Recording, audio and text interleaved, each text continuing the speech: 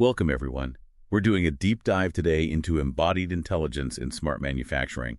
We're looking specifically at insights from Sevens Robotics, where this tech is hitting the ground running, and how it's scaling up. Exactly. And when we talk about embodied intelligence, we mean robots with both a mind and a body, basically. They can sense their surroundings, make decisions, and then physically do things, almost like a person in terms of flexibility.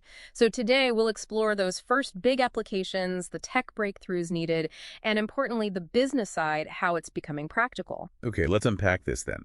Where is Sevens Robotics seeing this tech really gain traction first? What are those early high-impact uses? Well, Sevens highlights these high-value, often high-risk situations. Think long-distance energy pipeline inspections, automated quality checks, and really critically hazardous industrial sites. Hazardous how? Like what kind of places? Places that are flammable, maybe explosive, toxic, basically unsafe for humans to work in for extended periods. The key insight from Sevens is it's not just automation for efficiency's sake. It's putting capable robots into dangerous jobs to protect human lives. Right, that immediate safety benefit is huge. So focusing on that, protecting people in dangerous, labor-intensive roles. Precisely. But getting robots to do that reliably in, say, an explosive environment, that sounds complex. Yeah. What were the key technological hurdles?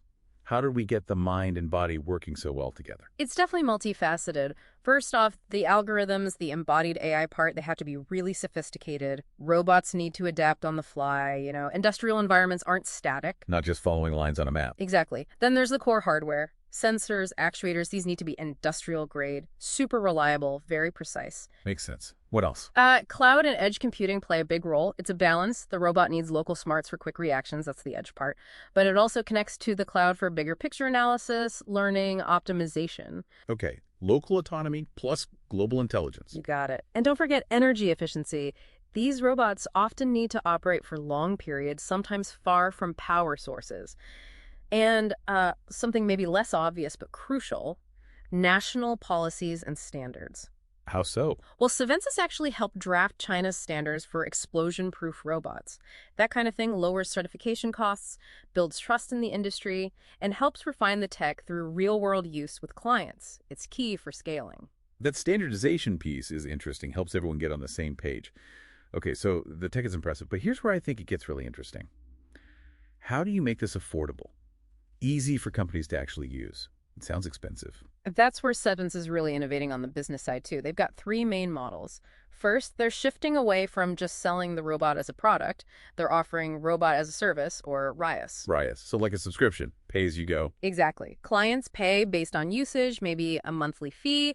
It massively lowers that upfront cost, the barrier to entry, makes it accessible. Okay, that's one. What else? Second, outcome-based models. So instead of paying for the robot itself, maybe you pay based on results, like how many kilometers of pipeline inspected, or how many defects found, or the efficiency gained. It aligns incentives perfectly. So Sevens only gets paid well if the robot performs well for the client.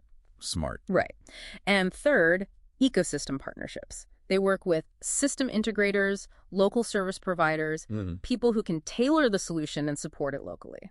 They've already run successful pilots with subscription services and custom integrations, proving these models work in the real world. So these models make it easier to adopt in China. How are they taking this approach global? Where are they focusing internationally? Their strategy seems very focused, particularly on BRICS and Belt and Road countries. Think places like Saudi Arabia, the UAE. Oil and gas hotspots. Precisely. Those hazardous environment scenarios line up perfectly with their tech strengths. And getting onto procurement lists like Aramco's whitelist is a huge step. It validates them and opens doors for repeatable business. Yeah, that makes sense. It's clear Sevens is a major player. How does their work and China's progress overall fit into that bigger global AI picture, especially thinking about the U.S. and China leading the way? Well, it's undeniable that China and the U.S. are setting the pace in AI. And when companies like Sevens develop advanced tech and help set national standards, those standards could potentially influence international ones down the line. It's also worth mentioning Sevens won an AI for Good award internationally. Oh, really? For what? For using their tech to tackle big challenges, things like global aging, climate change issues, practical applications. Their core belief seems to be focusing on solving real industrial problems safely and responsibly, rather than getting bogged down in, hypothetical fears about AI. Right. Focus on the tangible benefits now.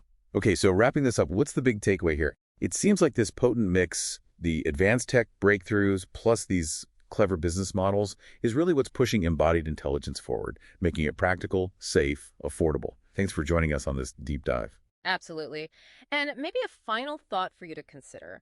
As these robots get smarter, combining mind and body more effectively, what totally new kinds of value might they unlock in industry, beyond just doing current jobs better or safer? What currently impossible tasks might become routine, something to keep an eye on?